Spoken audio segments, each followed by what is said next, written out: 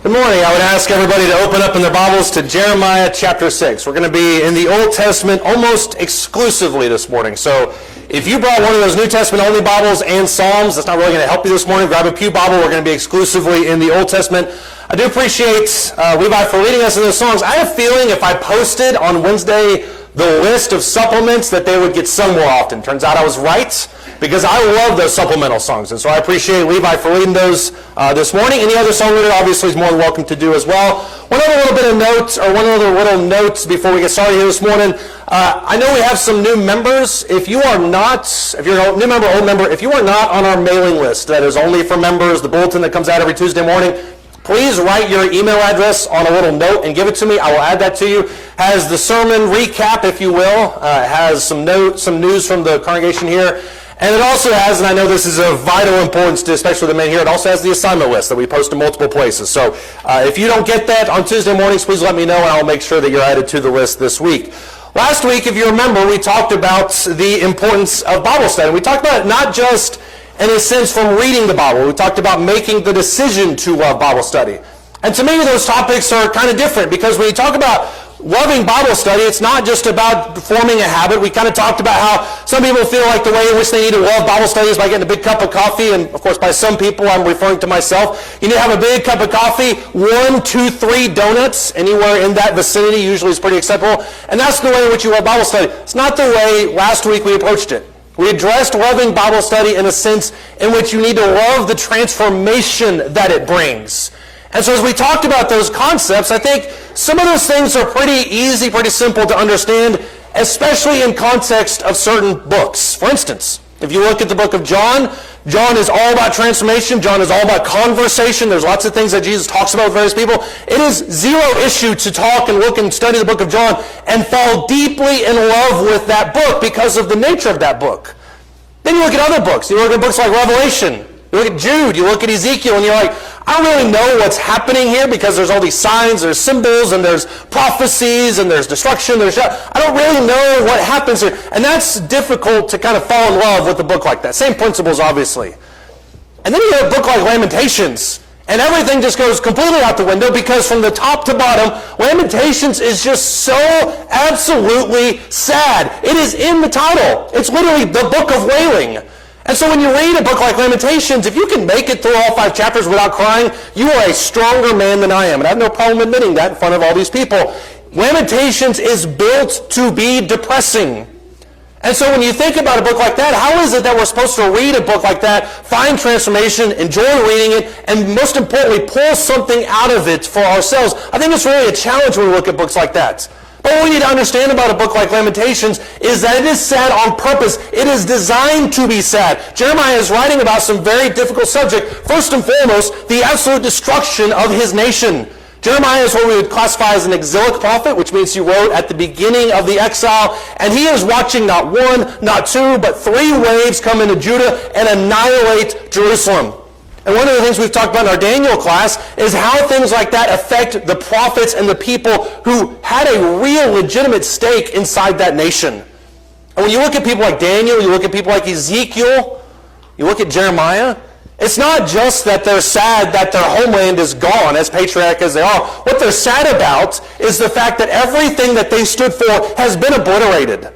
You don't have to look too hard to look into the histories of the Jewish people and see how proud they are of their heritage. And so Jeremiah would have been looking back at the times of David and Solomon, 400 years in the rearview mirror, and thinking, how did we get to this point? Which is another reason why he's so sad. Is because from top to bottom, the book of Jeremiah, and especially Lamentations, is filled with what could have been. What could have been if you guys had just stayed faithful. Jesus says the exact same thing in Matthew chapter 23 as he finishes his grand exposition, kind of just this destruction of the Pharisees. He ends it by saying, how often did I want to gather you under my wings as a hen gathers her chicks, but you weren't willing. What could have been? What are all these things you missed out on? And so it's depressing from that standpoint. And he's also dealing with the fact that this message of hope, destruction and a sadness is constantly rejected. And you may be thinking to yourself, I can't believe the Jews would ever do that. Imagine if every Sunday morning I got up here and told you for 10 years, you are all going to die. Nobody would like that message. I think probably I'd have a good showing after a couple weeks. I think by a year it'd basically be me and Paul, and I'm just speculating on that because I'm looking at him. I don't know if anybody would really like that message, especially when that rejection is laced with the idea of repentance. Nobody's going to like that message. And yet he prophesied about that for 30 plus years. And as a side point, he also was forbidden in Jeremiah chapter 16, verse 2, from marriage, and he only had really one kind of pseudo-friend, if you will. Baruch is his scribe, and he works for him. So nobody really knows if they were actually buds. So you're talking about a guy that is supremely depressing. So how do you find hope in a book like that? How do you love a book like Lamentations? But that goes back to my beginning point, which is that Lamentations is built to be sad. If you look at how 2 Chronicles chapter 35, verse 25 opens up with this, he mentions right here in this passage, he says, Jeremiah chanted a song of mourning for Josiah. And all the male and female singers speak about Josiah and their songs of mourning to this day. This is talking about what Jeremiah's songs were designed to do. And he said they made them an ordinance of Israel. This is something that you're to repeat, that you're to remember, that you're to dwell upon. Behold, they're also written in the Lamentations. Jeremiah wrote Lamentations as a tool for them to do something. And that something is mentioned here in Jeremiah chapter 6. If you're still there, Jeremiah chapter 6, start in verse 22 of this chapter. Jeremiah chapter 6, starting in verse 22, he says, Thus says the Lord, Behold, a people is coming from the north land, and a great nation will be aroused from the remote parts of the earth. They seize bow, they seize spear, they are cruel, they have no mercy. Their voice roars like the sea, they ride on horses, arrayed as a man for the battle against you, O daughter of Zion. We have heard the report of it. Nobody wants to listen to this? We have heard the report of it. Our hands are limp. Anguish has seized us. Pain as of a woman in childbirth. Do not, verse 25, go out into the field. Do not walk on the road, for the enemy has a sword, and terror is on every side. That's part of that really sad, depressing, hopelessness type of message. Look what he says in verse 26 to do. Verse 26, he says, O daughter of my people, put on sackcloth, roll in ashes, mourn as for an only son, a lamentation most bitter, for suddenly the destroyer will come upon us. Do you know what Jeremiah is asking them to do in this passage?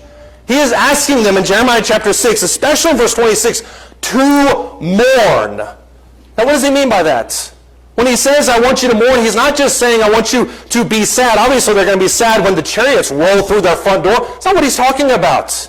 He says, I want you to mourn for why this is even happening to begin with. Jump back to verse 16.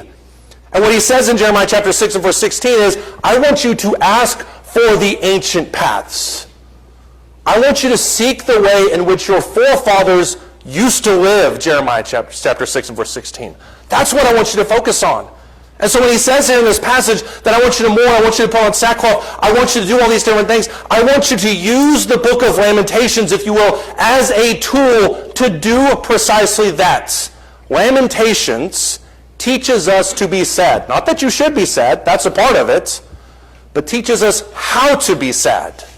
The book of Lamentations, if you hear nothing else up to this point, listen to this. The book of Lamentations is to grief what Song of Solomon is to love. Let me say that again. The book of Lamentations is to grief what Song of Solomon is to love. When you read the Song of Solomon, and there are lots of people that have lots of different interpretations about the Song of Solomon, but when you read the Song of Solomon, you have all sorts of varied descriptions of all the different types of love. All the different things are kind of encapsulated in there. You have metaphors, you have very vivid imagery, you have very quick descriptions, you have all these different things that take place and embodies the nature of what love is. So Lamentations is. Lamentations is written as a way to define and give words to what grief really should be. That's part of the reasons why it's written in an acrostic. You know what an acrostic format is, where you have one verse for every letter. Lamentations 1, Lamentations 2, 4, and 5 all have 22 verses corresponding to the 22 letters of the Hebrew alphabet. That's designed for memory. Chapter 3, by the way, has 66. 3 verses for every letter. The reason it's written as an acrostic is because Jeremiah wants these people to remember how to mourn so that they can work through that grief to accomplish what God wants them to do. Let me ask you a question this morning as we make this hyper-personal. When was the last time you truly felt helpless? When was the last time you felt hopeless?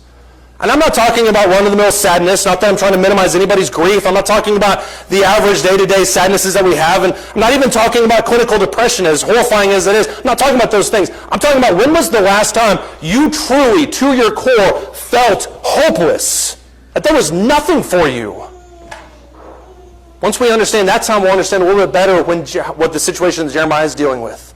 There's something that happens when you become grief-filled that I think forces us to become introspective. If you look, for instance, at James, the first chapter, verses 2 through 4, James says in verses 2 through 4, "Count it all joy, my brethren, when you enter into various trials." Nobody likes trials, but why does he do that?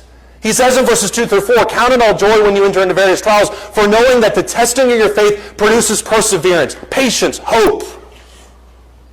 Why do we go through trials? Why do we count it all joy? It's because of what it does for us. If you look in Revelation, the 3rd chapter, Revelation chapter 3. This is exactly what Levi mentioned this morning with the lukewarm church.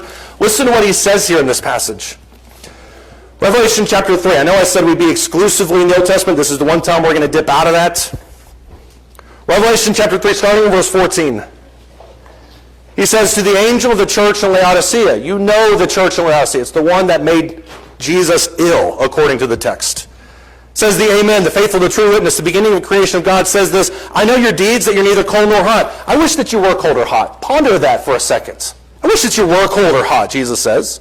"So because you are lukewarm and you're neither hot nor cold, I'm going to spit you out of my mouth." Listen to their attitude, verse 17. "Because you say, I am rich, I have become wealthy, I have need of nothing.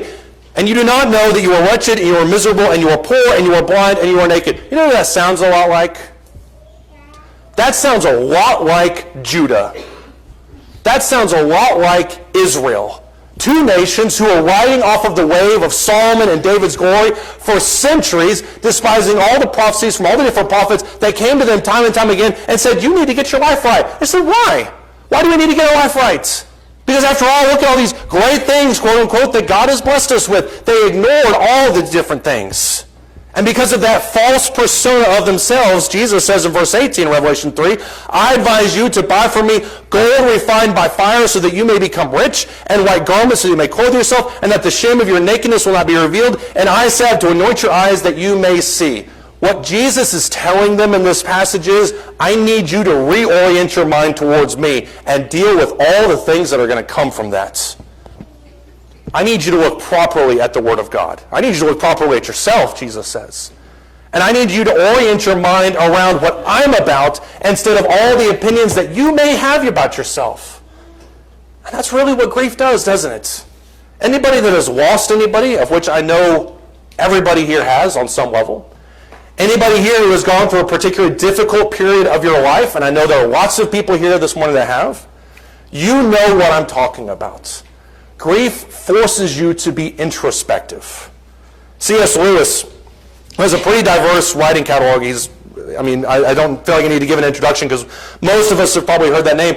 C.S. Lewis wrote very personal about his life. And there's a fantastic book that he wrote called A Grief Observed, which he wrote after he lost to my knowledge, his only wife. They were only married for about 5 or 6 years. And he talks about how that grief has forced him to re-examine his faith. And see if this sounds familiar. He said, "You never really know how much you believe anything, really believe anything, until its truth or falsehood becomes a matter of life and death to you. It is easy to say you believe a rope to be strong and sound as long as you are merely using it to cord a box. It's fine when you're using it for packaging. But suppose you had to hang by that rope over a precipice. Wouldn't you then first discover how much you really trusted it?" Tell me that doesn't resonate with anybody here. It's one thing for us to get in here on a Sunday morning and talk about hope and grace and mercy, and it is another thing to walk outside of this building and actually put that to the test. You will find out a lot about how much you believe in God when you lose a loved one, when you're going through trials, when you're going through a physical malady, and that's what grief does for us. And that's why I think the book of Lamentations is so important. Because it was only through mourning that these people, if you go back to Lamentations, could truly find out some things about themselves. Go to Lamentations chapter 1. Lamentations chapter 1. Only through mourning. It says Israel, it should have said Judah. That's my fault up there. Only through mourning could Judah find out the real true state. In verse 7 of Lamentations chapter 1 and verse 7, he says, in the days of her affliction and homelessness, Jerusalem remembers all her precious things that were from the days of old. You remember those things? When her people fell into the hand of the adversary, nobody helped her. The adversary saw her. They mocked at her ruin. Jerusalem sinned greatly. Therefore, she has become an unclean thing. All who honored her despise her because they have seen her nakedness. Even she herself groans and turns away. Her uncleanness was in her skirts. She didn't consider her future. Therefore, she has fallen astonishingly. She has no comforter. See, O Lord, my affliction, for the enemy has magnified himself. The adversary has stretched out his hand over all her precious things, for she has seen the nations enter her sanctuary, the ones whom you commanded that they should not enter into your congregation. All her people groan seeking bread. They have given their precious things for food to restore their lives themselves. See, O Lord, and look, for I am despised. One of the most shocking things about the fall of Jerusalem was how much of a surprise it was to those people. Because they thought, and Jeremiah talks about this throughout his book, and Ezekiel certainly talks about it, is that there are going to be people that will come up and say, peace, peace, everything's fine, don't worry about what Jeremiah and Daniel and all these, don't worry about any of those guys. And what those people were masking was the reality of their spiritual situation, and that's why it seemed like Judah went like this, and this, and then this. They had no clue that any of this was happening. You know who it wasn't a surprise to? Was God. And that's why I believe that one of the Beatitudes in Matthew chapter 5 says, blessed are those who mourn, because we'll really find out where our situation is before God. God wasn't surprised by any of this. He knew their true state, and he also knew the failures of those people who had trusted them. These are people who had put their trust into people inside Israel and inside Judah to tell them what they needed to do to get right with God, and they blew it. If you look at Lamentations chapter 1, verse 18, it says, the Lord is righteous, for I have rebelled against his command. I've listened to everybody else except to God, he says. Hear now, all peoples, behold my pain. My virgins and my young men have gone into captivity. I called my lovers, but they deceived me. My priests and my elders perished in the city while they sought food to restore their strength themselves. Imagine that. People that you trusted in are leaving you out to dry. Imagine if some other nation threatened America and all at once the military just said, see ya. That's how they felt. Not just vulnerable, but in a sense a little bit betrayed. Verse 20, see, O Lord, for I am in distress. My spirit is greatly troubled. My heart is overturned within me because I have been very rebellious. In the street the sword slays, in its house it is like death. They have heard that I groan, and yet there's nobody to comfort me. All of my enemies have heard of my calamity. They are glad that you have done that. Oh, that you would bring the day which you have proclaimed. Let them become like me. Let all their wickedness come before you, and deal with them as you have dealt with me. For all my transgressions and all my groans are many, and my heart is faint. This is a really, I didn't sugarcoat it at the beginning, this is a really sad book. Because they're finding out all the things that they have pushed down as a nation. And if they had just taken some time to really examine their life, what they would have understood is that their true state is spiritually bankrupt. The people that they put trust in were gone. Moreover, had even betrayed them.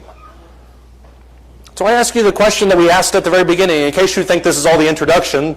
The answer is yes, this has been the introduction. The second part will not be just as lengthy. But how do you find hope in a book like this? Where is the hope in a book like Lamentations?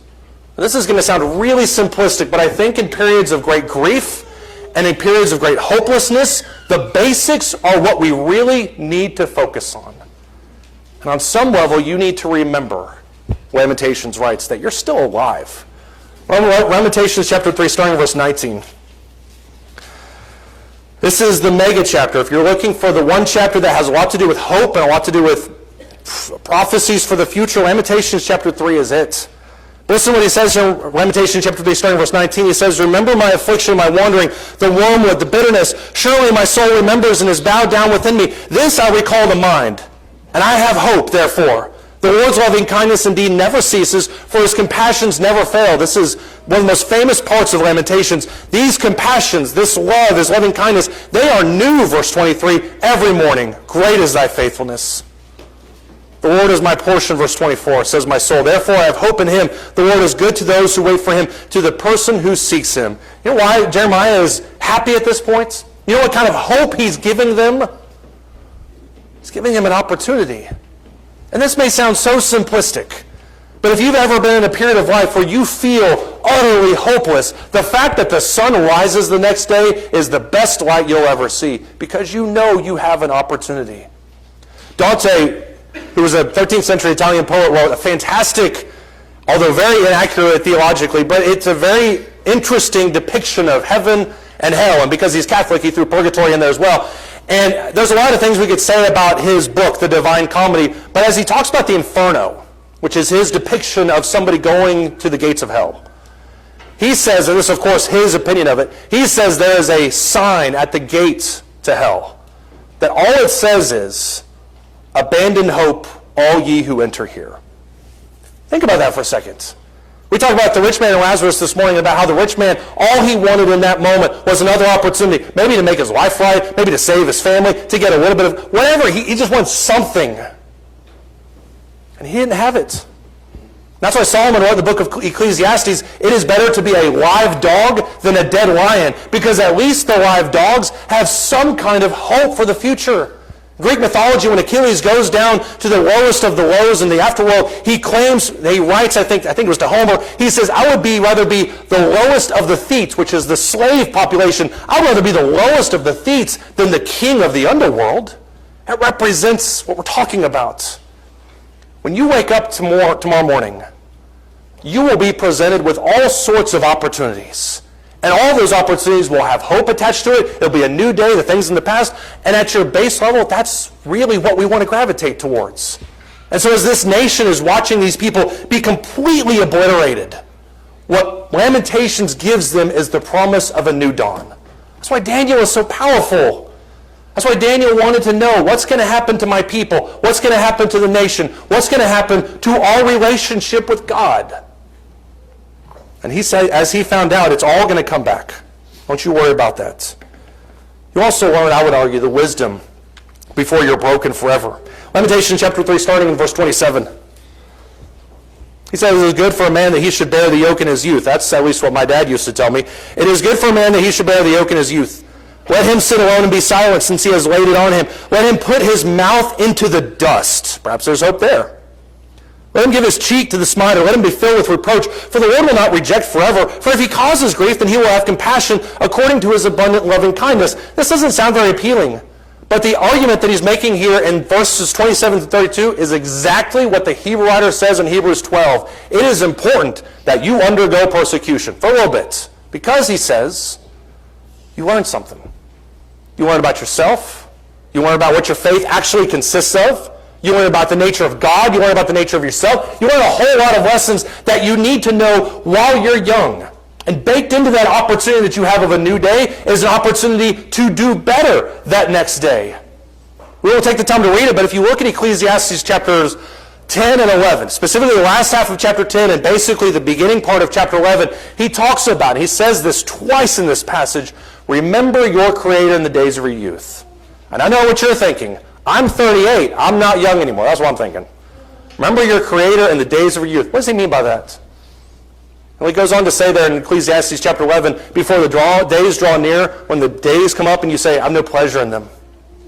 As you age, he talks about in very vivid detail the aging process in chapter 11. He says, as you age, you're going to find your life being more difficult. It's just the physical deterioration process. And it is much better, Solomon says, to learn to lean on God earlier in life so that you're not having to learn to lean on him later. Now, anytime you learn to lean on him is great. But learn on him early. And that's why he says here in verses 27 to 32, it's good for you to stick your face in the dirt, because when you're a young man and you learn what persecution feels like, and you learn what disappointment feels like, and you learn what faithfulness feels like, then you're much more equipped to handle that in your life. Where's the hope? It's very realistic. This pain is real. But the hope comes in knowing that you'll be better served in the future to handle those things. I'm not going to take the time to read all of this, but I want you to read some of this about the fact that this gives justice to our lives. Lamentations chapter 3, starting verse 48. Listen to what he says here.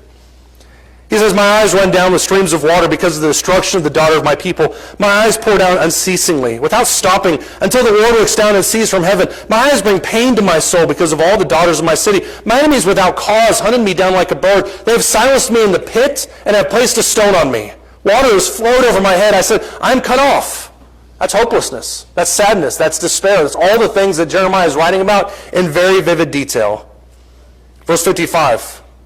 I called on your name, O Lord, out of the lowest pit. You have heard my voice. Do not hide your ear from my prayer for relief. From my cry for help you drew near. When I called on you, you said, don't fear. O Lord, you have pleaded my soul's cause. You have redeemed my life. O Lord, you have seen my oppression. Judge my case. You have seen all their vengeance, all their schemes against me. We'll just read all the way through verse 66. The lips of my assailants and the whispering are against me all day long. Look on their sitting and their rising. I'm their mocking song. You will recompense them, of verse 64, O Lord, according to the work of their hands. You will give them hardness of heart. Your curse will be on them. You will pursue them in anger and destroy them from under the heavens of the Lord. I've got a sermon I've been working on for quite a while now because it's something that I really feel strongly about. The title doesn't seem to invoke any great sense of awe, but the sermon is titled, Why I Believe in God. And there's a whole bunch of reasons, and most of the time we would encapsulate a lot of apologetics and a lot of those types of things. The base reason, and this is going to be a spoiler for those who will be here in a month or 2 months, whatever it is, the reason I believe in God is because I believe in a God of justice. And if you look at the world right now as it stands, it is incredibly unjust. It's something Solomon talked about all through the book of Ecclesiastes. I see kings walking on the ground and peasants riding on horses. And of course, he's talking about the inequality. The person who should rule is not. There's a strong sense of injustice in this world. And what he's talking about in this passage is the hopefulness that comes from justice being served. Not in a Batman sense, but in a sense of, I have been obliterated, I have been knocked down, but I know that you will still defend me. And that's what we need, isn't it? There's a powerful image in the book of Revelation whenever the saints are crying out as they have long since perished. They're crying out, and the one thing they say in Revelation chapter 6 is, when will you bring vengeance to the world? They're not asking for destruction. They don't hate people, but they're asking for vindication. When are you going to vindicate our sacrifices? And they're given a robe and they're told to rest for a little while longer.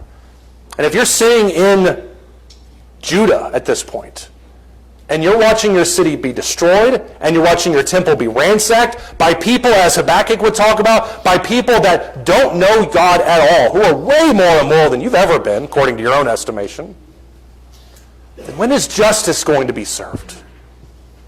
So the hope in the book of Lamentations comes from this latter section about talking about how God will bring justice to this earth. And that's something you can hang your hat on.